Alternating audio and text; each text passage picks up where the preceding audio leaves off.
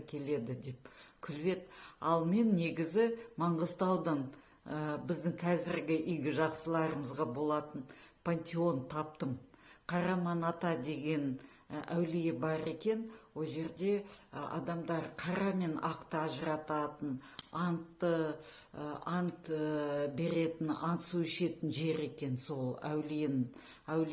Бірақ сол маңайында, бірақ арақ жерде тағы да бір шағын зират бар екен.